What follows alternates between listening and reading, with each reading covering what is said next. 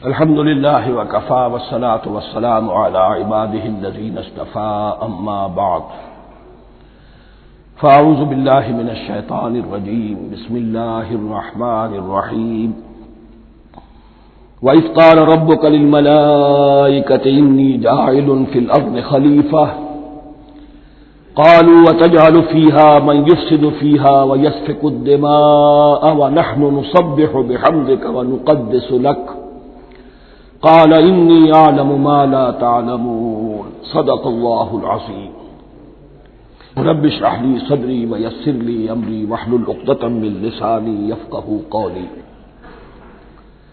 جیسا کہ میں نے عرض کیا تھا، سورہ بقرہ کے پہلے 4 رکوع نہایت اہم ہیں، نہایت جامع ہیں۔ پہلے 2 رکوعوں میں 3 قسم کے انسانوں کی وضاحت کی گئی، 3 قسم کے کردار کے نقشے کھینچ دیے گئے۔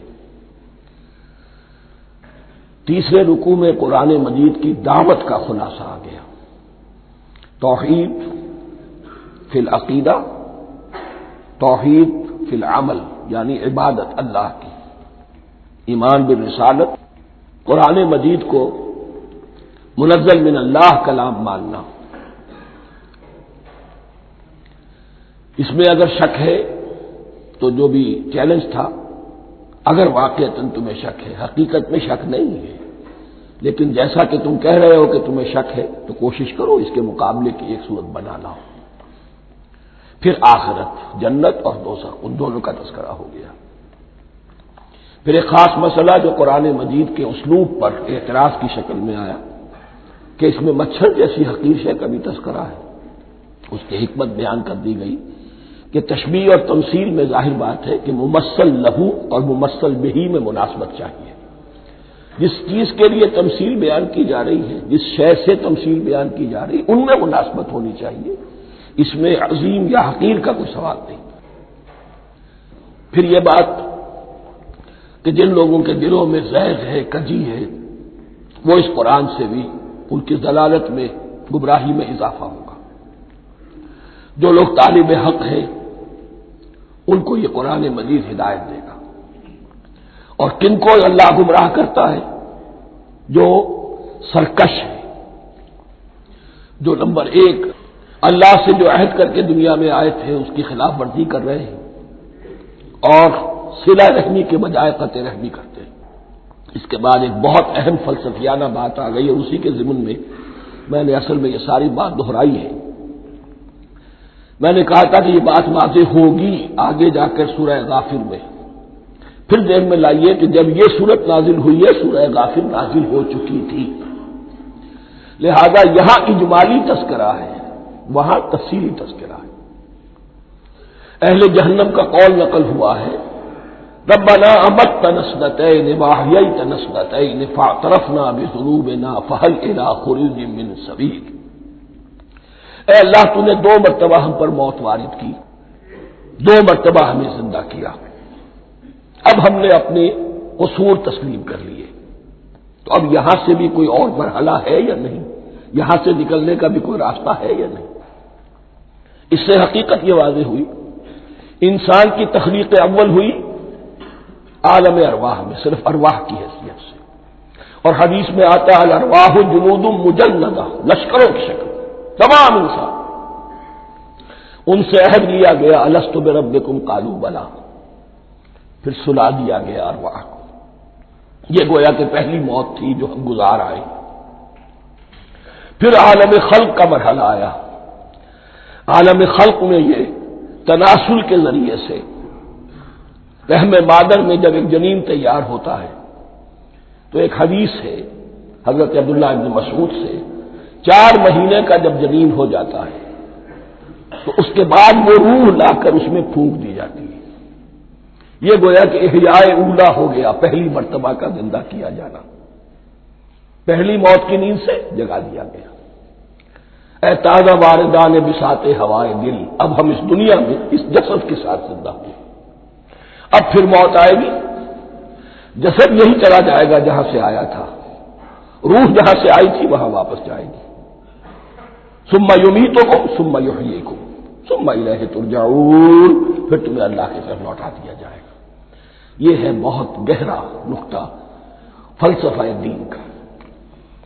اس کے بعد مضمون شروع ہو رہا ہے خلافت کا، جس کا اجمالی جو ہے تذکرہ تیسرے رکوع کی آخری آیت میں آ گیا۔ هو الذی خلق لکم ما فی الارض جمیعا، زمین میں جو کچھ ہے اے انسانوں تمہارے لیے پیدا کیا گیا۔ اسی کے ساتھ جڑتا ہوا مضمون اب خلافت کا آ رہا ہے۔ وَإِذْ قَالَ رَبُّكَ لِلْمَلَائِكَةِ إِنِّي جَاعِلٌ فِي الْأَرْضِ خَلِيفَةً، اور یاد کرو جب کہ کہا تھا تمہارے رب نے فرشتوں سے، میں بنانے والا ہوں زمین میں ایک خلیفہ۔ اب خلیفہ کی حقیقت کو سمجھیے، خلیفہ کسے کہتے ہیں؟ نائب۔ عام طور پر لوگوں کو مغالطہ ہوتا ہے کہ خلیفہ جانشین جو ہے وہ تو کسی کے موت کے بعد ہوتا ہے، زندگی میں تو نہیں ہوتا۔ لیکن یہاں اصل میں ہمارے لیے بہت آسان ہے، انسان کی جو اصل حقیقت ہے اس دنیا میں اس کو سمجھنے کے لیے یوں سمجھیے کہ ہم آج سے 50 سال پہلے انگریز کے غلام تھے۔ ہمارا بادشاہ یا ملکہ انگلستان میں تھا یا تھی۔ دہلی میں وائس رائے ہوتا تھا۔ وائس رائے کا کام کیا ہے؟ جو حکم آیا ہے ہز میجسٹیز گورنمنٹ کا یا ہر میجسٹیز گورنمنٹ کا جو حکم آیا ہے بلا چون و چرا، بغیر کسی تغیر و تبدل کے نافذ کرے۔ ہاں جہاں کوئی حکم وہاں سے نہیں ہے تو یہاں کے حالات میں بہترین اپنی رائے قائم کرے، غور و فکر کرے، یہاں کی مصلحتیں کیا ہے۔ جو چیز بھی امپائر کی مصلحت میں ہو اس کے مطابق فیصلہ کر سکتا ہے۔ بین ہی یہی رشتہ ہے۔ اللہ ہے لیکن اللہ نے اپنے آپ کو غیب کے پردے میں چھپا لیا ہے۔ زمین پر انسان ہے، اب انسان کا کام یہ ہے جو ہدایت آ رہی ہے اللہ کی طرف سے اس پر تو بے چون و چرا عمل کرے۔ جہاں کوئی ایکسپریس ہدایت نہیں ہے، کوئی واضح ہدایت نہیں ہے، وہاں اپنے بیسٹ ججمنٹ کو ایکسرسائز کرے۔ اسی کا نام اجتہاد ہے۔ غور و فکر کرے، سوچے، اور جو بات روح دین کے زیادہ سے زیادہ مطابقت رکھنے والی ہو اس کو اختیار کرے۔ بین ہی یہی رشتہ ہے در حقیقت، رشتہ خلافت کہ جو اللہ اور انسان کے مابین ہے۔ اب یہ جو دی گئی ہے یہ حیثیت تمام انسانوں کو دی گئی ہے۔ پوٹینشلی ہر انسان اللہ کا خلیفہ ہے، لیکن جو اللہ کا باغی ہو جائے، جو خود حاکمیت کا مدعی ہو گیا، گویا کہ وہ باغی ہے۔ اب اگر شاہجہان بادشاہ تھا، اس کا کوئی ولی عہد تھا، اور ولی عہد جو ہے صبر نہیں کر سکتا، اپنے باپ کی زندگی ہی میں بغاوت کر دیتا ہے، حکومت حاصل کرنا چاہتا ہے، تو اب وہ کیا ہے؟ واجب القتل ہے۔ جو لوگ بھی حاکمیت کے مدعی ہو گئے، ویسے تو حقیقت واجب القتل ہے، لیکن دنیا میں مہلت دی ہے اللہ نے، یہ دارالامتحان ہے، فوراً قتل نہیں کرتا، فوراً ختم نہیں کرتا۔ وَلَوْلَا كَلِمَةٌ سَبَقَتْ مِن رَّبِّكَ إِلَىٰ أَجَلٍ مُّسَمًّى لَقُضِيَ بَيْنَهُمْ، اگر یہ پہلے بات طے نہ ہو چکی ہوتی، ایک وقت معین تک کے لیے انہیں مہلت اللہ نے نہ دی ہوتی تو اللہ فیصلہ چکا دیتا، لیکن مہلت دی ہے۔ لیکن کم سے کم اتنی سزا ملتی ہے کہ اب وہ خلافت کے حق سے محروم کر دیے گئے۔ گویا کہ اب خلافت دنیا میں ہوگی خلافت المسلمین، صرف وہی شخص کہ جو اللہ کو مانے اپنا حاکم مطلق، وہ خلافت کا اہل ہے۔ تو یہ چند باتیں خلافت کی اصل حقیقت کے ضمن میں یہیں پر سمجھ لیجیے۔ وَإِذْ قَالَ رَبُّكَ لِلْمَلَائِكَةِ إِنِّي جَاعِلٌ فِي الْأَرْضِ خَلِيفَةً قَالُوا أَتَجْعَلُ فِيهَا مَن يُفْسِدُ فِيهَا وَيَسْفِكُ الدِّمَاءَ وَنَحْنُ نُسَبِّحُ بِحَمْدِكَ وَنُقَدِّسُ لَكَ۔ اور یاد کرو جب کہ تمہارے رب نے کہا تھا فرشتوں سے کہ میں زمین میں خلیفہ بنانے والا ہوں، تو انہوں نے کہا کہ کیا تو بنائے گا اس میں جو فساد مچائے گا اس میں اور خوریزی کرے گا۔ وَنَحْنُ نُسَبِّحُ بِحَمْدِكَ وَنُقَدِّسُ لَكَ، ہم آپ کی تسبیح اور تحمید اور آپ کی تقدیس میں لگے ہوئے ہیں۔ قَالَ إِنِّي أَعْلَمُ مَا لَا تَعْلَمُونَ، فرمایا میں جانتا ہوں جو تم نہیں جانتے۔ اب یہاں سوال پیدا ہوتا ہے کہ فرشتوں کو یہ گمان کیسے ہوا، یہ خیال کیسے ہوا؟ دو رائے ہیں اس میں۔ ایک تو یہ کہ انسان کی تخلیق سے پہلے اس دنیا میں جنات تھے، اور انہیں بھی کچھ اللہ نے تھوڑا سا اختیار دیا تھا، اور انہوں نے یہاں فساد مچایا۔ انہی پر قیاس کرتے ہوئے فرشتوں نے سمجھا کہ انسان بھی پھر زمین میں فساد مچائے گا، خوریزی کرے گا۔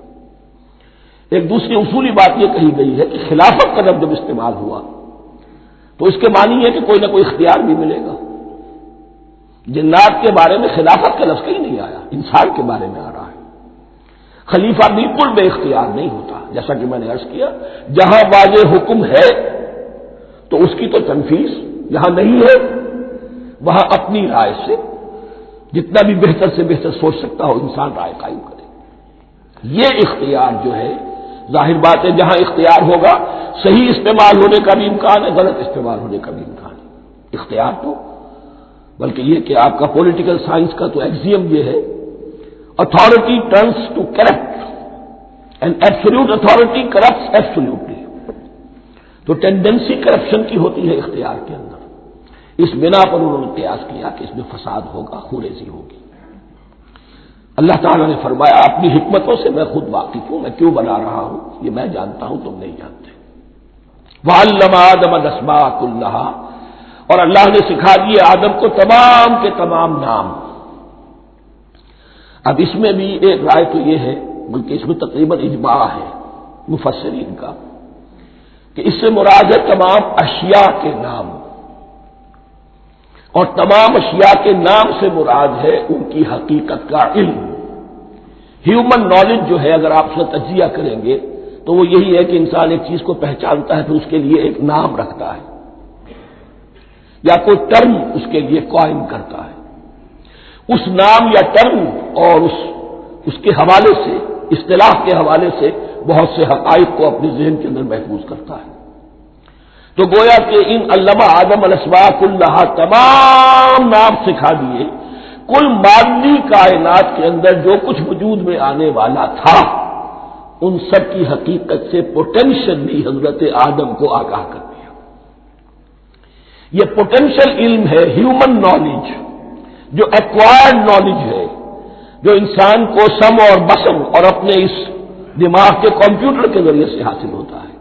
ایک ہے ریویلڈ نالج جو اللہ وحی کے ذریعے سے بھیجتا ہے، ایک ہے ایکوائرڈ نالج، انسان خود علم حاصل کرتا ہے۔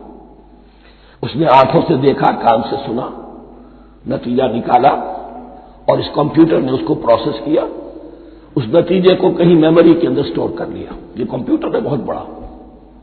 پھر کچھ اور دیکھا، کچھ اور سنا، کچھ چھو کر معلوم ہوا، کچھ چکھ کر معلوم ہوا، کچھ سونگ کر معلوم ہوا، کوئی اور نتیجہ نکلا، اسے وہ پاس میموری کے ساتھ اس کو ٹیلی کیا اور نتیجہ نکالا۔ اس طرح رفتہ رفتہ ان السمع والبصر والفؤاد کل اولئک کان عنہ مسئولا، یہ ایکوائرڈ نالج تین چیزوں سے انسان کو حاصل ہو رہا ہے، سماعت، بصارت اور یہ عقل، جو فائدہ اخذ کرتی ہے، جو اس کو پروسیس کرتی ہے، اس تمام جو سینس ڈیٹا اس کو مہیا ہوتا ہے سینس آرگن کے ذریعے سے۔ یہ علم ہے جو پوٹینشلی حضرت آدم کو دے دیا گیا، اس کی ایکسفولیشن ہو رہی ہے، اب درجہ بدرجہ وہ علم پھیل رہا ہے، بڑھ رہا ہے، اور بڑھتے بڑھتے کہاں تک پہنچے گا ہم کچھ نہیں کہہ سکتے، کہاں سے کہاں پہنچ گیا انسان۔ اس نصف صدی کے اندر علم انسانی میں جو ایکسپلوژن ہوا ہے، میں اور آپ اس کا تصور تک نہیں کر سکتے۔ اکثر بڑے بڑے جو سائنسدان ہیں انہیں تصور نہیں ہے، اس لیے کہ ایک شخص اپنی لائن فزکس کے بارے میں جانتا ہے کیا کچھ ہو گیا، یا فزکس کی بھی کسی شاخ کے بارے میں جانتا ہے، باقی دوسری جو لائن ہے اسے کچھ پتہ نہیں۔ اسپیشلائزیشن کا دور ہے، لہذا جو ایکسپلوژن کہا جائے، دھماکہ ہوا ہے علم کا، اس کا کوئی اندازہ نہیں ہے ہمارے پاس، اور کس تیزی کے ساتھ وہ چیز آگے بڑھ رہی ہے، کس تیزی کے ساتھ ایک چیز آج جو ایجاد ہوئی چند دنوں کے اندر اندر اس کے بعد اس کا نیا کوئی ورژن آ جاتا ہے اور یہ چیز جو ہے آبسولیٹ ہو جاتی ہے۔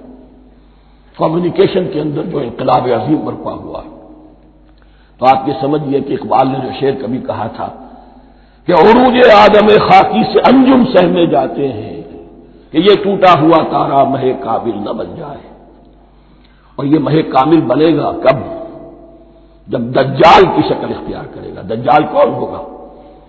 جو ان تمام قواعد طبیعہ کے اوپر قابو پا لے گا، جب چاہے گا جہاں چاہے گا بارش برسائے گا، رزق کے تمام خزانے اپنے ہاتھ میں لے لے گا، جو اس کے اوپر ایمان لائے گا اسی کو ملے گا، کسی اور کو نہیں ملے گا.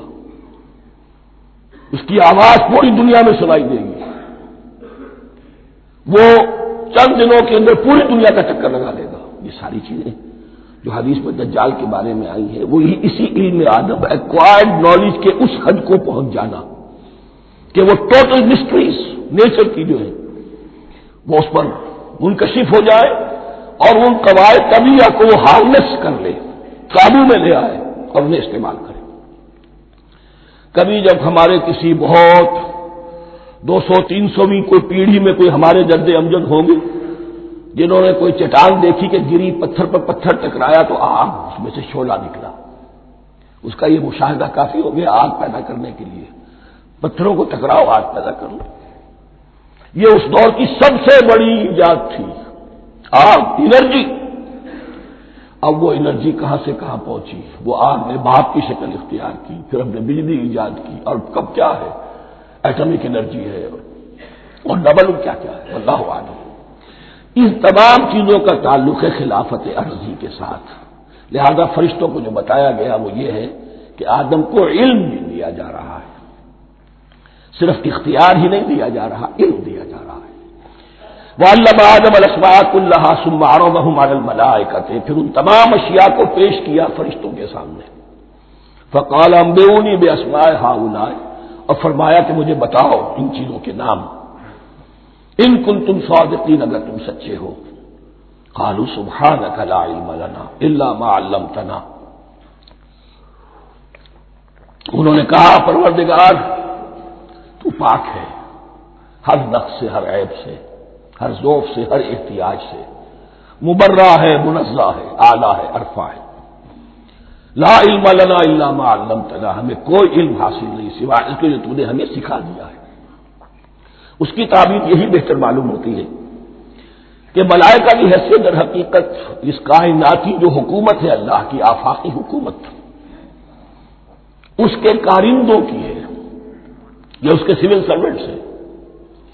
تو ہر ایک کو صرف اس کے شعبے کے متعلق علم دیا گیا ہے، علم جامع نہیں ہے. تمام چیزوں کا علم یہ معلوم کرنے کی استعداد ان کے پاس نہیں ہے. کوئی فرشتہ فرض کیجئے بارش کے اوپر معمور ہے، کوئی پہاڑوں پر معمور ہے، جس کا ذکر سیرت میں آتا ہے کہ جب طائف میں حضور پر پتھراؤ ہوا ہے تو اس کے بعد ایک فرشتہ حاضر ہوا ہے کہ میں ملک الجبال ہوں، اللہ نے مجھے پہاڑوں پر معمور کیا ہوا ہے. آپ اگر فرمائیں تو جن لوگوں نے آپ کو ستایا ہے، یہ جو طائف جن دو پہاڑوں کے درمیان یہ وادی ہے، ان کو آپس میں ٹکرا دو کہ یہ پس کر اور سرما بن جائے. آپ نے فرمایا نہیں، کیا عجب، اللہ تعالیٰ ان کی اگلی نسلوں کو ہدایت دے دے. تو فرشتے ہیں، کوئی پہاڑوں پر معمور ہے، کوئی کسی خدمت پر معمور ہے، ان کو علم دیا گیا ہے صرف انہی کی اپنی جو بھی فرائض منصبی ہیں ان کے شعبے سے متعلق، کل نہیں. جامعیت جو ہے علم کی وہ ہے کہ جو حضرت آدم علیہ السلام کو پوٹینشلی دے دی گئی اور جو اب بڑھتے بڑھتے ایک بہت برابر درخت بن چکا ہے. سبحانک لا علم لنا الا ما علمتنا انک انت العلیم الحکیم. یقیناً آپ ہی کی ذات ہے جو کل کے کل علم کی حامل ہے اور جس کے اوپر حکمت بھی، جس کی حکمت بھی کامل ہے. باقی تو ہر مخلوق میں سے ہر ایک کا علم ناقص رہے گا. العلیم، کل علم کا جاننے والا تو تو ہی ہے. الحکیم، کل حکمت وہ تو تیرے ہی پاس ہے. قال یا آدم انبئہم باسمائہم، اللہ نے فرمایا کہ آدم ان کو بتاؤ ان کے نام. فلما انباہم باسمائہم، تو جب انہوں نے بتا دیے ان کو فرشتوں کو ان کے نام، قال علم اقل لکم انی اعلم غیب السماوات والارض، تو اللہ نے فرمایا کہ میں نے کہا نہیں تھا کہ میں جانتا ہوں آسمانوں اور زمین کی تمام غائب چیزوں کو جو تمہاری نگاہوں سے بھی اوجھل ہے، غیب. میں ہر شے کا جاننے والا ہوں. وَأَعْلَمُ مَا تُبْدُونَ وَمَا كُنتُمْ تَكْتُمُونَ، اور میں جانتا ہوں جو کچھ تم ظاہر کر رہے تھے اور جو کچھ تم چھپا رہے تھے. چھپانے میں محسوس ہوتا ہے کہ ان کی خواہش یہ تھی کہ خلافت ہمیں ملے. ہم خدام ادب ہیں، ہر وقت تسبیح و تحمید اور تقدیس میں مصروف ہیں، جو حکم ملتا ہے بجا لاتے ہیں، تو یہ خلافت کسی اور مخلوق کو کیوں ملے؟ یہاں صرف یہ اور بتا دوں کہ یہ چونکہ اب ایک تیسری مخلوق کا ذکر بھی بعد میں آئے گا، 3 صاحب تشخص مخلوقات ہیں اللہ کی، صاحب تشخص، صاحب شعور، جن میں میں کا شعور ہے، انا میں۔ ایک ملائکہ ہے، ان کی تخلیق نور سے ہوئی ہے۔ ایک انسان ہے جن کی تخلیق گارے سے ہوئی ہے۔ ایک جنات ہیں جن کی تخلیق آگ سے ہوئی ہے۔ باقی حیوانات ہیں، ان میں شعور تو ہے، خود شعور ہی نہیں ہے۔ Self consciousness, this is world of difference between consciousness and self consciousness. انسان جب دیکھتا ہے تو اس کو یہ بھی معلوم ہے میں دیکھ رہا ہوں۔ کتا بلا دیکھتا ہے، اسے یہ اندازہ نہیں ہوتا کہ میں دیکھ رہا ہوں، دیکھنے کا ایک نتیجہ ہے جو نکل آتا ہے، لیکن میں کا وجود نہیں ہے۔ یہ آنا، سیلف، ایگو، یہ انسان میں ہے، جنات میں ہے، شعور میں اور فرشتوں میں ہے۔ ایک نوری مخلوق، ایک ناری مخلوق، ایک زمین کے اس کرسٹ میں، یہ جو مٹی اور گارے، مٹی اور پانی کا جو ملغوبہ ہے گارے کی شکل میں، اس سے بنا ہے۔ قال يا آدم انبئهم باسمائهم فلما انباهم باسمائهم قال الم اقل لكم اني اعلم غيب السماوات والارض واعلم ما تبدون وما كنتم تكتمون واذ قلنا للملائكه اسجدوا لآدم فسجدوا الا ابلیس۔ اور یاد کرو جب کہ ہم نے کہا فرشتوں سے سجدہ کرو سب کے سب آدم کو، جھک جاؤ آدم کے سامنے، فسجدوا، ان سب نے سجدہ کیا، الا ابلیس، سوائے ابلیس کے۔ پہلی بات تو یہ سمجھیے کہ تمام ملائکہ کے سجدے کی ضرورت کیا تھی؟ کیا یہ صرف تعظیماً تھا؟ اور تعظیماً اگر تھا تو کیا آدم خاکی کی تعظیم تھی یا کسی اور شے کی تعظیم تھی؟ مکی صورتوں میں یہ بات 2 جگہ واضح کی گئی ہے۔ فَإِذَا سَوَّيْتُهُ وَنَفَخْتُ فِيهِ مِن رُوحِي فَقَعُوا لَهُ سَاجِدِينَ، جب میں اس آدم کی تخلیق مکمل کر لوں اور اس میں اپنی روح میں سے پھونک دوں تب گر پڑنا اس کے سامنے سجدے میں۔ تعظیم اگر ہے تو آدم خاکی کی نہیں ہے، اس کے اندر جو ڈیوائن ایلیمنٹ ہے، جو ڈیوائن سپارک ہے، جو روح ربانی ہے، میری روح، اس کی ہے۔ اور نمبر 2، اس کی حکمت کیا ہے، علت کیا ہے، غرض و غائب کیا ہے؟ جیسا کہ میں نے عرض کیا، اس کائنات کی اس حکومت کے کارندے تو وہ ہیں۔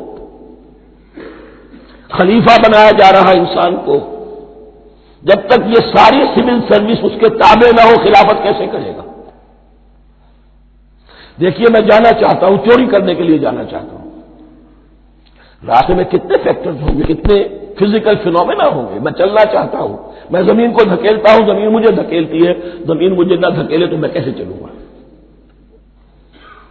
یہ پوری کائنات جو ہے، یہ جب ہم کوئی ارادہ کرتے ہیں اور کوئی فیل کرتے ہیں تو اس فیل کے پورے ہونے میں، اس کے ظہور میں نہ معلوم کون کون سے ایلیمنٹس ہیں، کون کون سی فورسز آف دی نیچر ہیں جو ہمارے ساتھ موافقت کرتی ہے تو ہم وہ کام کر سکتے ہیں۔ اور ان سب پر فرشتے مامور ہیں، ہر ایک کی اپنی ڈومین ہے۔ اگر وہ تابع نہ ہو تو خلافت کی کوئی معنی نہیں۔ خلافت دی گئی ہے، یہ ادھر جانا چاہتا ہے جانے دو، یہ نماز کے لیے مسجد میں جانا چاہتا ہے جانے دو، یہ چوری کے لیے نکلا ہے نکلنے دو، اس لیے کہ اس کو جو اختیار دیا گیا ہے، اس کے اختیار کے استعمال میں یہ تمام جو قوتیں ہیں وہ اس کے ساتھ موافقت کرتی ہیں، تب اس کا کوئی ارادہ، وہ اچھا ہو یا برا، وہ پایہ تکمیل کو پہنچ سکتا ہے۔ یہ گویا کہ سبارڈینیشن اس کے لیے سمبل کہ تمام فرشتوں کو جھکا دیا گیا۔ البتہ اس آیت میں ایک مغالطہ پیدا ہوتا ہے، الا ابلیس، سوائے ابلیس کے۔ مغالطہ یہ پیدا ہوتا ہے کہ شاید وہ بھی فرشتہ تھا، اس لیے کہ حکم تو فرشتوں کو دیا گیا تھا۔ پھر نوٹ کیجئے، اس سے پہلے، بہت پہلے سورہ کہف نازل ہو چکی ہے، اور سورہ کہف میں فرما دیا گیا ہے کان من الجن ففسق عن امر ربی، وہ جن تھا، پس اس نے سرکشی کی اپنے رب کے حکم سے. فرشتے کی شان یہ نہیں ہے، وہ اللہ کے کسی حکم کی سرتابی نہیں کرتا. لا یعصون اللہ ما امرہم ویفعلون ما یؤمرون، وہ اللہ کے کسی حکم کی نافرمانی نہیں کرتے اور جو حکم ملتا ہے بجا لاتے. یہ جنات کے اندر اختیار تھا، جیسے اختیار انسانوں کو دیا گیا ہے. جنات میں نیک بھی ہے، بد بھی ہے، اعلیٰ بھی ہے، ادنا بھی ہے، جیسے انسانوں میں. لیکن یہ عزازیل جو جن تھا، علم اور عبادت دونوں کے اعتبار سے بہت بلند ہو گیا تھا، اور یہ فرشتوں کا یوں سمجھیے کہ ہم نشین، فرشتوں کے ساتھ اس طور سے شامل. جیسے بہت سے انسان بھی اگر اپنی بندگی میں، زہد میں، عبادت میں، نیکی میں ترقی کرے تو ان کا ملائے اعلیٰ کے ساتھ، عالم ارواح کے ساتھ، عالم ملائکہ کے ساتھ ایک رابطہ قائم ہوتا ہے. اسی طریقے سے وہ جو عزازیل تھا، جن ہونے کے باوجود اپنی نیکی، عبادت، پارسائی اور اپنے علم میں فرشتوں سے بہت آگے تھا. اس لیے معلم الملکوت کی شکل اختیار کر چکا تھا.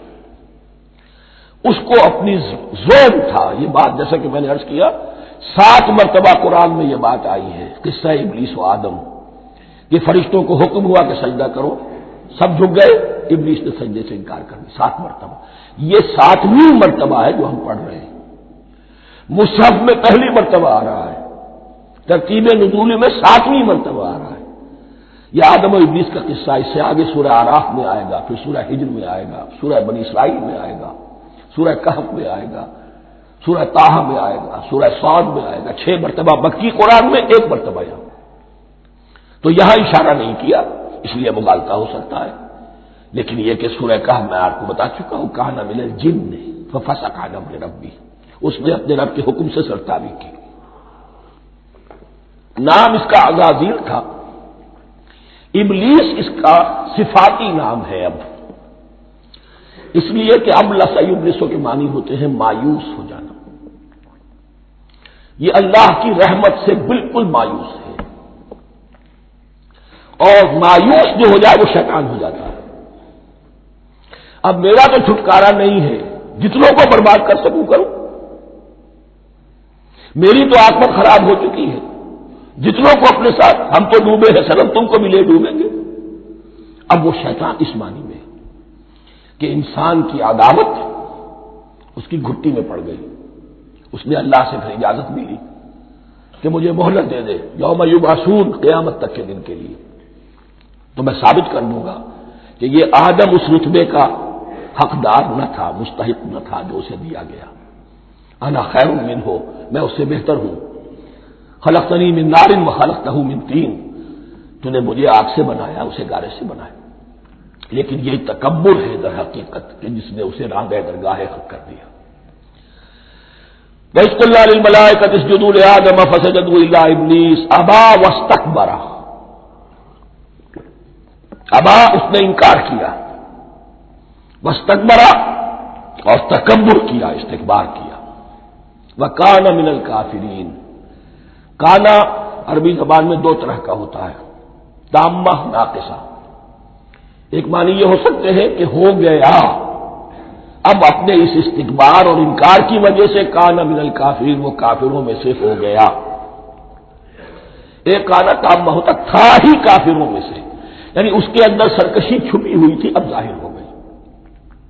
یہ معاملہ ہوتا ہے، کسی شخص کی بدنیتی اس کے اوپر پردے پڑے رہتے ہیں نیکی کے، زہد کے، کسی خاص وقت میں آ کر وہ ننگا ہو جاتا ہے، اور جو اس کے اندر تھا اصل، اس کی حقیقت، وہ سامنے آ جاتی ہے. اس کا امکان ہے. تو دونوں معنی اس کے ہو سکتے ہیں.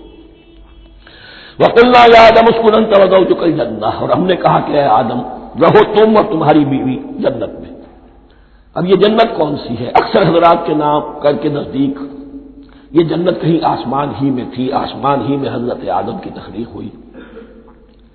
البتہ یہ سب مانتے ہیں کہ ایک وہ جنت الفردوس جو ہے جس میں جانے کے بعد پھر واپس نکلنے کا کوئی امکان نہیں، یہ وہ جنت نہیں ہے جس میں کہ آخرت میں لوگوں کو جا کر داخل ہونا ہے.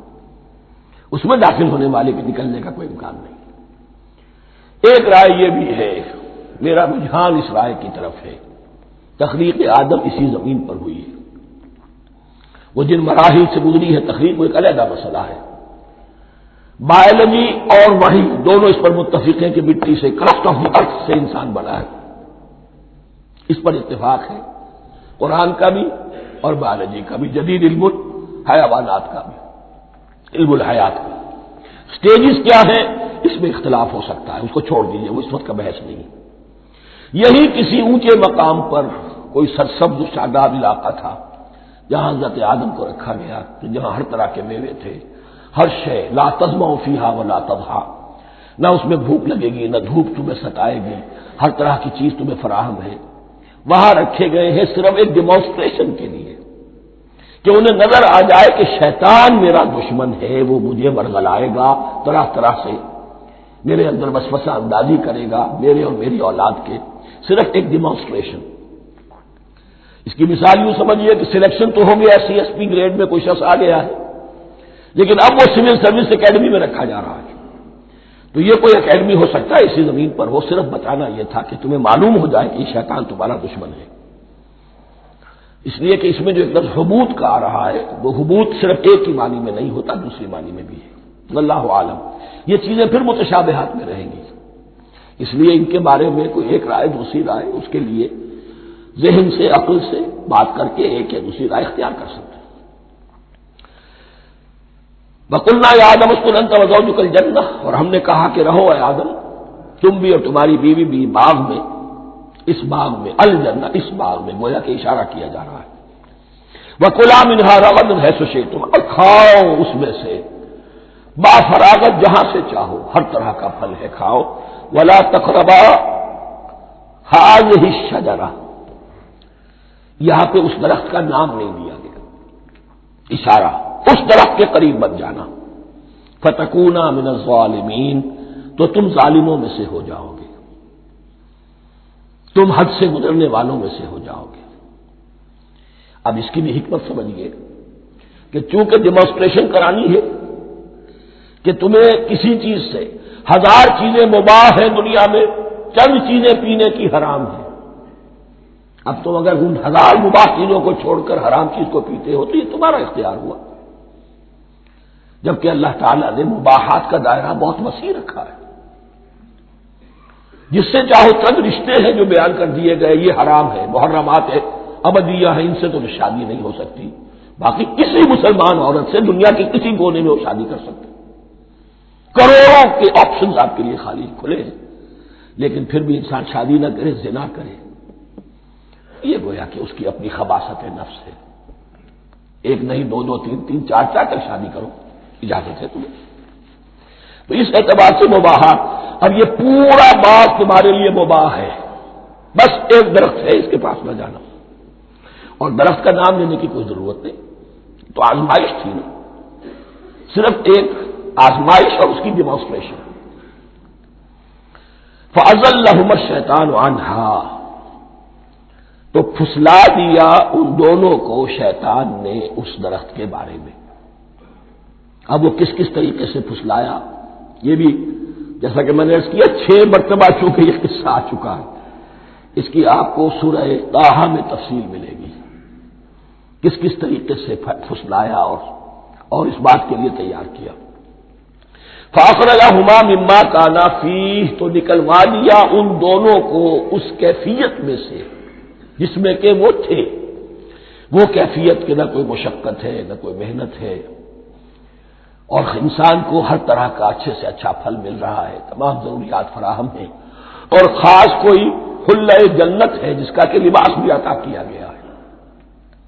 لیکن ان کیفیات سے اب نکال کر، اب جسے آپ کہیں گے بٹر فیکٹس آف لائف، اچھا اب جاؤ، یہ ڈیمانسٹریشن کرنی تھی، ہو گئی۔ شیطان تمہارا دشمن ہے، تمہارا اور تمہاری نسل کا، شیطان لعین، اور وہ تمہیں پھسلائے گا جیسے آج پھسلایا ہے۔ تم آگاہ رہنا اس کی شرارتوں سے۔ ان الشیطان لکم عدو فاتخذوہ عدوا، یہ شیطان تمہارا دشمن ہے، اسے اپنا دشمن ہی سمجھو۔ لیکن یہ ہے کہ اگر کچھ لوگ اسے دوست بنا لیں، اس کے ایجنٹ بن جائیں، اس کے کارندے بن جائیں، یہ ان کا چوائس ہے جس کی سزا انہیں ملے گی۔ فَأَخْرَجَهُمَا مِمَّا كَانَا فِيهِ وَقُلْنَا اهْبِطُوا بَعْضُكُمْ لِبَعْضٍ عَدُوٌّ، اور ہم نے کہا اترو، تم سب ایک دوسرے کے دشمن ہوگے. اب یہ چونکہ جمع کا صیغہ آیا ہے، ایک دوسرے کے دشمن ہوگے، تو ایک دشمنی تو شیطان اور آدم اور ذریت آدم کی ہے، ایک اور دشمنی بھی ہے جو انسان میں مرد اور عورت کے مابین ہے. عورت بھی پھسلاتی ہے، غلط راستے پر ڈالتی ہے، مرد عورتوں کو گمراہ کرتے ہیں، عورتیں مردوں کو گمراہ کرتی ہیں. قرآن مجید میں کہا گیا یا ایھا الذین آمنوا ان من ازواجکم واولادکم عدوا لکم فاحذروہم. اہل ایمان چوکنے رہو، چوکس رہو، تمہاری بیویوں اور اولاد میں سے تمہارے دشمن ہیں، بچ کر رہو، کیپ الرٹ. کہیں ان کی محبت تمہیں راہ حق سے منحرف نہ کر دے. تم ایک اچھا کام کرنا چاہتے ہو، بیوی رکاوٹ بن گئی، بیوی کو اچھا کام کرنا چاہتی، شوہر رکاوٹ بن گیا، تو یہ محبت نہیں ہے، یہ عداوت ہے. اس حوالے سے بعضکم لبعض عدو ولکم فی الارض مستقر ومتاع الی حین. اور تمہارے لیے اب زمین میں مستقر ہے، جائے قیام ہے اور متاع ہے، ضرورت کی چیزیں ہیں ہم نے فراہم کر دی ہیں. الی حین، لیکن ایک وقت معین تک کے لیے، یہ ابدی نہیں ہے، ایک وقت آئے گا یہ بساط ہم لپیٹ دیں گے. یوم نطوی السماء کطی السجل للکتب، جس دن کے ہم تمام فضاؤں کو اور تمام خلاؤں کو، تمام آسمانوں کو اس طرح لپیٹ لیں گے جیسے کتابوں کا طوبار لپیٹ دیا جاتا ہے. ایک وقت آئے گا. یہ تخلیق الی اجل مسمى ہے، الی حین ہے. فتلقى آدم من ربه کلمات فتاب علیہ. تو سیکھ لیے، حاصل کر لیے آدم نے اپنے رب سے کچھ کلمات، تو اللہ نے ان کی توبہ قبول کر لی. اب اس کی وضاحت سورہ اعراف میں ہے. یہ تو چونکہ پس منظر میں وہ 2/3 قرآن موجود ہے، اس کی وضاحت کیا ہے کہ حضرت آدم میں سخت پشیمانی پیدا ہوئی ہے، میں نے کیا کیا، مجھ سے خطا سرزد ہو گئی، اللہ کے حکم کی میں نے خلاف ورزی کی. لیکن ان کے پاس الفاظ نہیں تھے کن الفاظ میں اللہ سے استغفار کریں، کن الفاظ میں اللہ سے معافی چاہے. اللہ کی رحمت یہ ہوئی کہ اللہ نے الفاظ میں خود تلقین فرما دی. یہ اللہ کی شان رحیمی ہے. اصل شے جو ہے وہ انسان کے اندر گناہ پر ندامت کا پیدا ہو جانا ہے، یہ اصل توبہ ہے. علامہ اقبال نے جو بڑی اپنی آغاز ان فوانش شباب میں جو اشعار کہے تھے، ان میں سے ایک شعر کو سن کر پھڑک اٹھے تھے اس وقت کے اساتذہ بھی. موتی سمجھ کے شان کریمی نے چن لیے، قطرے جو تھے میرے عرق انفعال کے. انفعال کہتے ہیں شرمندگی کو. شرمندگی سے میری پیشانی پر جو پسینے کے قطرے نمودار ہو گئے، میرے پروردگار کو وہ اتنے عزیز ہوئے، اس نے انہیں موتی کی طرف چن لیا. موتی سمجھ کے شان کریمی نے چن لیے، قطرے جو تھے میرے عرق انفعال کے. تو فتلقى آدم من ربه کلمات، ان پر پچھتاوا ہوا، ندامت ہوئی، اللہ نے انہیں الفاظ، وہ الفاظ کیا تھے وہ سورہ اعراف میں ہیں. ربنا ظلمنا انفسنا وان لم تغفر لنا وترحمنا لنكونن من الخاسرین. اے اللہ ہم نے اپنی جانوں پر ظلم کیا ہے، اور اگر تو نے ہمیں بخش نہ دیا اور رحم نہ فرمایا تو ہم تو خسارہ والوں میں ہو جائیں گے، تباہ ہو جائیں گے، برباد ہو جائیں گے. یہی پر فوری تقابل موجود ہے. غلطی ابلیس سے بھی ہوئی، حکم سے سرتابی ہوئی، لیکن اس پر ندامت نہیں ہوئی، تکبر کی بنا پر اور اکڑ گیا، انا خیر منہ. غلطی آدم سے بھی ہوئی، نافرمانی ہوئی، لیکن اس پر پشیمان ہوئے اور توبہ کی. وہ شیطنت ہے، یہ آدمیت ہے، ورنہ کوئی انسان گناہ سے اور معصیت سے مبرہ نہیں ہے. حضور کی ایک حدیث ہے کل بنی آدم کلکم خطاؤون، کل بنی آدم خطاؤون وخیر الخطائین التوابون. آدم کے تمام اولاد، تمام انسان خطا کار ہیں، ان خطا کاروں میں بہتر وہ ہیں، اچھے وہ ہیں جو توبہ کرتے ہیں. تو یہاں حضرت آدم سے غلطی ہوئی، انہوں نے توبہ کی، پشیمانی ہوئی، ندامت ہوئی، اس نے کی اور اس پر جم گیا. اصرار کیا. فتلقى آدم من ربه كلمات فتاب عليه انه هو التواب الرحیم. یقیناً وہی تو ہے بہت توبہ کو قبول فرمانے والا اور بہت رحم فرمانے والا. یہ نوٹ کیجئے گا توبہ کا لفظ دونوں طرف سے آتا ہے. بندہ بھی تواب وخیر الخطائین التوابون. تواب بندے بھی ہو گئے، تواب اللہ بھی ہے. اس کی اصل حقیقت کیا ہے؟ بندے نے خطا کی اور دور ہو گیا اللہ سے. اللہ نے اپنی رحمت کی نگاہ اس سے پھیر لی. بندے نے توبہ کی، اللہ پھر اپنی رحمت کے ساتھ اس کی طرف متوجہ ہو گیا. توبہ کے معنی پلٹنا. بندہ معصیت سے توبہ کر کے اپنی اصلاح کی طرف، بندگی کی طرف، اطاعت کی طرف پلٹ آیا. اللہ نے جو اپنی نظر رحمت پھیر لی تھی، اللہ نے پھر وہی اپنی شان غفاری اور رحیمی کے ساتھ بندے کی طرف توجہ فرما لی. جس کے لیے حدیث میں الفاظ آتے ہیں، تم اگر میری طرف بالش بھراؤ گے میں ہاتھ بھراؤں گا، تم اگر چل کر آؤ گے میں دوڑ کر آؤں گا. ہم تو مائل بکرم ہے کوئی سائل ہی نہیں، راہ دکھلائیں کسے رہنم منزل ہی نہیں. وہ تو تواب ہے. بس فرق یہ ہے کہ تابا بندے کے لیے ہوگا تو الہ ہوگا، تابا الہ، انی تم تو الیک.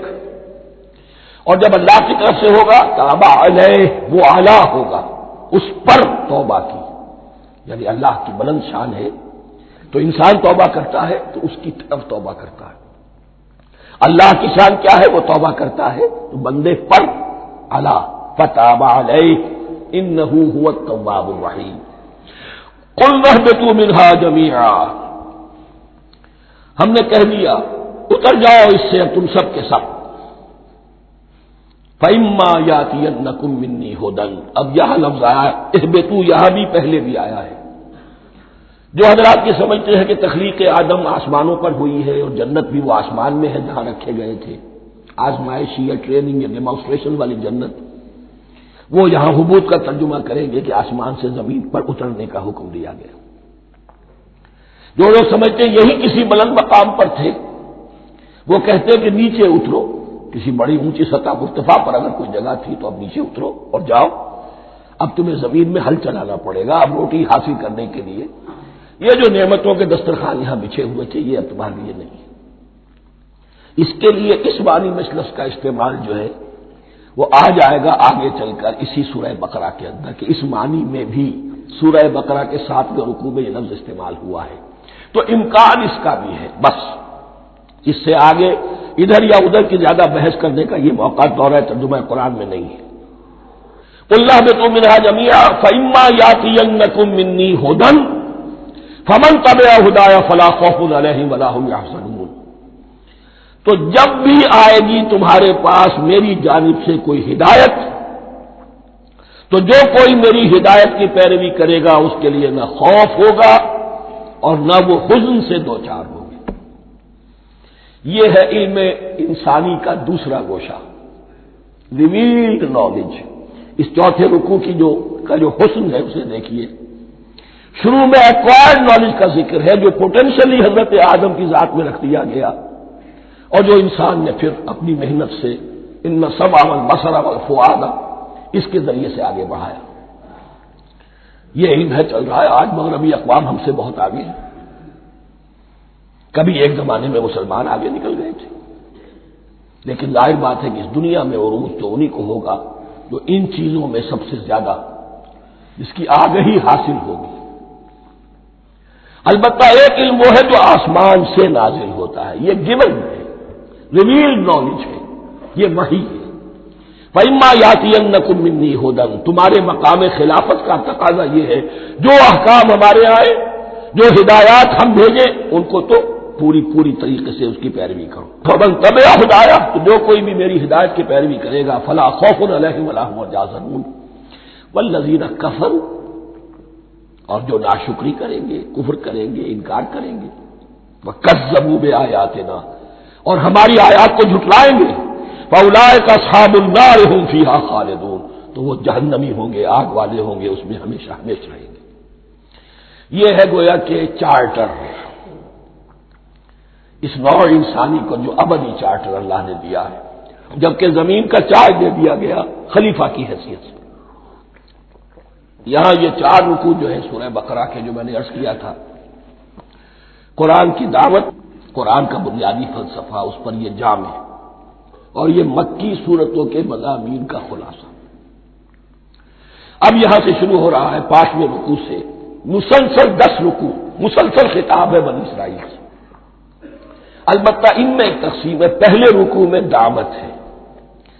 دعوت جب ہوتی ہے تو آمادہ کرنا، تشویق، ترغیب، دلجوئی، نرمی، یہ دعوت کے اجزاء لا ينفک ہیں، اس کے بغیر دعوت مؤثر نہیں ہوتی۔ لہذا ان 7 آیات میں یہ یوں سمجھیے کہ ان 10 رکوعوں کے لیے یہ بمنزلہ فاتحہ ہے، جیسے سورہ فاتحہ 7 آیتوں کی، ایسے ہی اس دعوت سابقہ امت مسلمہ کو دعوت دی جا رہی ہے۔ تو کس طرح دی جا رہی ہے؟ یہ کون تھے؟ یہ بھی مسلمان ہی تو تھے نا، کافر تو ہو گئے حضور کا انکار کر کے، ورنہ وہ موسیٰ کے ماننے والے، شریعت ان کے پاس، بڑے بڑے علماء ان میں، علم کا چرچا ان میں، سب کچھ تھا، ان کو دعوت دی جا رہی ہے۔ لیکن میں اس لیے آپ کو چاہتا ہوں، اس کو توجہ دلا رہا ہوں، آج اگر مسلمانوں میں جو غافل ہو گئے، اپنی حقیقت کو بھول گئے، اپنے فرض منصبی سے غافل ہو گئے، دنیا کی اور قوموں کی طرح کی ایک قوم بن کر رہ گئے، اگر کوئی ایک داعی گروہ کھڑا ہو، کوئی جماعت، کوئی فرد، اور اس سے جماعت بنے، تو ظاہر بات ہے سب سے پہلے اسے اسی امت کو دعوت دینی ہوگی، اس لیے کہ دنیا تو اسلام کو پہچانے گی اس امت کے حوالے سے۔ فزیشین ہیل بائی سیلف، پہلے یہ تو ٹھیک ہو، یہ کہیں پر صحیح اسلام کا نمونہ پیش کرے تو دنیا کو دعوت دے سکو گے، آؤ دیکھو یہ ہے اسلام۔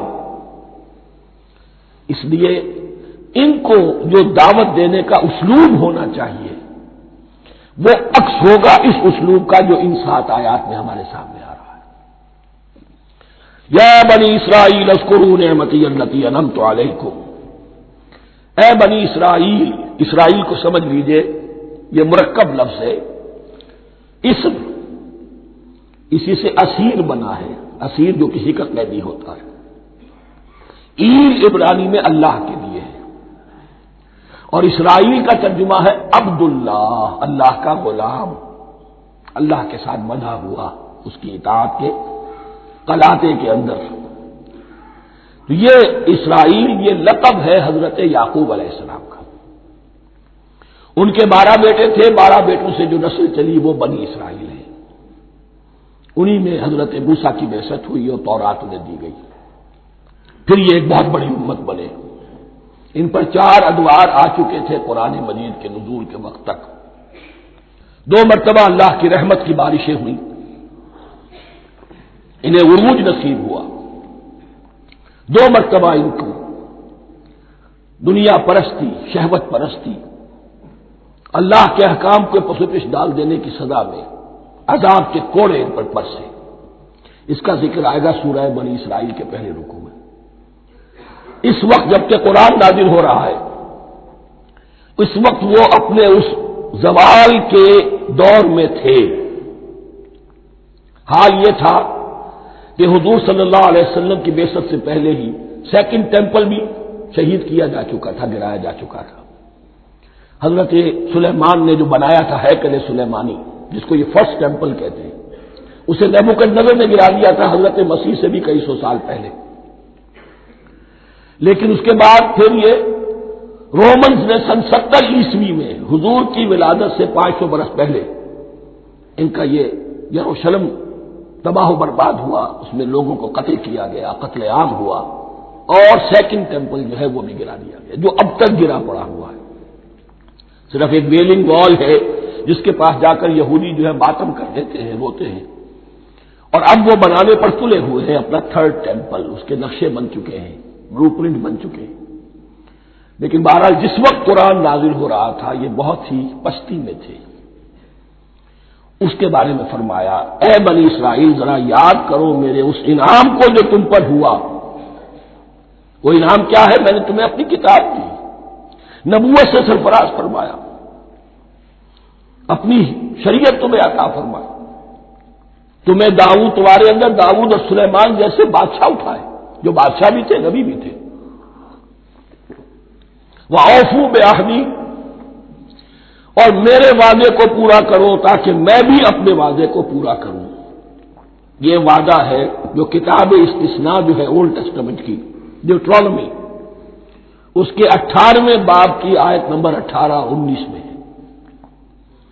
حضرت موسیٰ سے خطاب کر کے اس میں اللہ نے یہ الفاظ فرمائے، میں ان کے بھائیوں میں سے تیرے مانند ایک نبی برپا کروں گا اور اس کے منہ میں اپنا کلام ڈالوں گا، اور وہ وہی کچھ بتائے گا جو میں اس سے کہوں گا۔ یہ گویا کہ حضرت موسیٰ علیہ السلام کی امت کو بتایا جا رہا تھا کہ نبی آخر الزماں آئیں گے اور تمہیں انہیں قبول کرنا ہے۔ قرآن مجید میں اس کا بڑا تفصیلی ذکر سورہ اعراف میں آئے گا انشاءاللہ، لیکن یہاں فرمایا اوفوا بعہدی اوف بعہدکم، تم میرا عہد پیرا پورا کرو، میرے اس نبی کو تسلیم کرو، اس پر ایمان لاؤ، اس پر کی صدا پر لبیک کہو، تو میں تمہیں میرے انعام و اکرام اور بڑھتے چلے جائیں گے۔ وَإِيَّايَ فَارْهَبُونِ، اور صرف مجھ سے ڈرو۔ وَآمِنُوا بِمَا أَنزَلْتُ مُصَدِّقًا لِمَا مَعَكُمْ، اور ایمان لاؤ اس پر جو میں نے نازل کیا ہے، جو تمہارے پاس جو تورات ہے اس کی تصدیق کرتے ہوئے آیا ہے۔ اس کے دو معنی ہے، ایک تو قرآن تصدیق کرتا ہے تورات کی اور انجیل کی، فیہا ھدی ونور، فیہ ھدی ونور، اور دوسرے یہ کہ قرآن اور محمد صلی اللہ علیہ وسلم ان پیشین گوئیوں کے مصداق بن کر آئے ہیں جو تورات میں تھی، ورنہ وہ پیشین گوئیاں جھوٹی ثابت ہوتی۔ ان کے مصداق کون ہے؟ قرآن اور محمد صلی اللہ علیہ وسلم، یہ دونوں معنی اس کے ہیں۔ وَآمِنُوا بِمَا أَنزَلْتُ مُصَدِّقًا لِمَا مَعَكُمْ وَلَا تَكُونُوا أَوَّلَ كَافِرٍ بِهِ، اور دیکھو تم ہی سب سے پہلے ان کا کفر کرنے والے نہ بن جاؤ۔ تمہیں تو سب کچھ معلوم تھا، تم تو منتظر تھے، تم تو آخری نبی کے انتظار میں تھے اور ان کے حوالے سے دعائیں کیا کرتے تھے کہ اللہ اس نبی آخری زمان کے واسطے سے ہماری مدد فرما اور کافروں کے مقابلے میں ہمیں فتح عطا فرما۔ یہ آئے گا آگے چل کر اسی سورہ بقرہ کے اندر۔ لیکن اب تم ہی سب سے بڑھ کر کافر ہو گئے، تم ہی سب سے بڑھ کر دشمن ہو گئے۔ وَلَا تَكُونُوا أَوَّلَ كَافِرٍ بِهِ وَلَا تَشْتَرُوا بِآيَاتِي ثَمَنًا قَلِيلًا، اور دیکھو میری ان آیات کے عوض حقیر سی قیمت قبول نہ کرو۔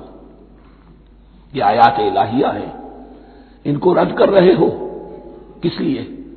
ہماری مسندیں، ہماری حیثیت، ہماری چودراہٹیں، کہیں ان پر کوئی آنچ نہ آ جائے۔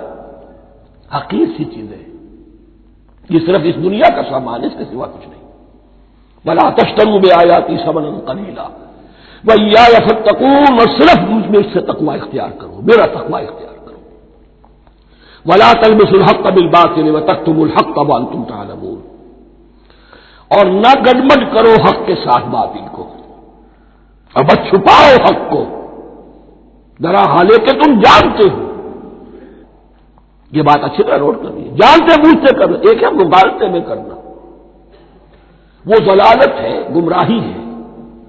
ایک جان بوجھ کر کرنا، حق کو پہچان کر اسے رد کرنا، یہ پھر اللہ تعالیٰ کے غضب کو دعوت دینا ہے، wrath of اللہ، اس کے غضب کو دعوت دینا ہے کہ حق کو پہچان کر اس کی نفی کی جائے۔ وَأَنْتُمْ تَعْلَمُونَ، علماء یہود قرآن مجید میں آگے چل کر آئے گا، ایسے پہچانتے تھے محمد کو اور قرآن کو جیسے اپنے بیٹوں کو، یعرفونہ کما یعرفون ابناہم، ایسے پہچانتے جیسے اپنے بیٹوں کو۔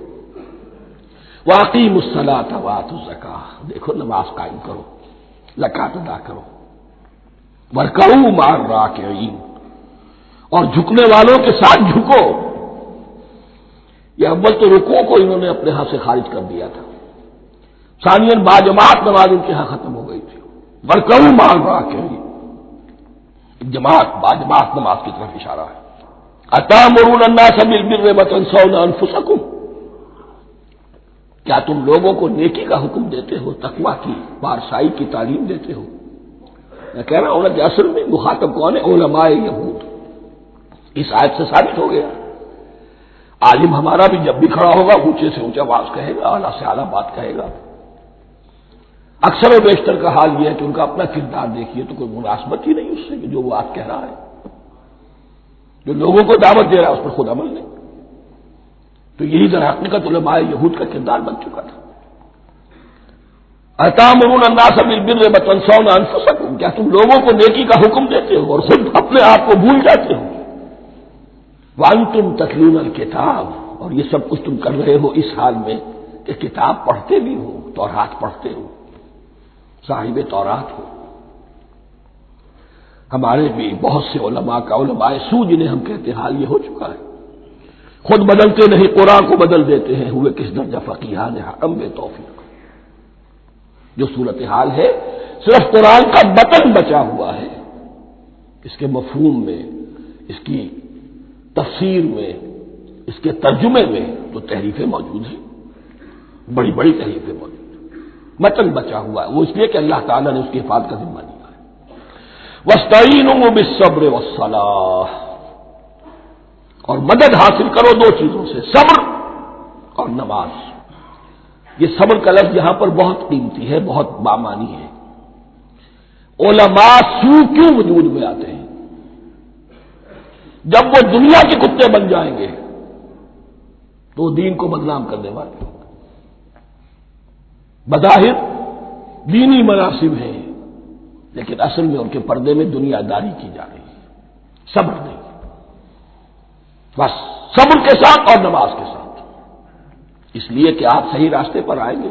اگر کوئی عالم دین لوگوں پر تنقید کرے گا، لولا ینہاہم الربانیون والاحبار، کیوں نہیں روکتے ان کے علماء اور ان کے اولیاء اور صوفیاء ان کو حرام کھانے سے اور جھوٹ بولنے سے؟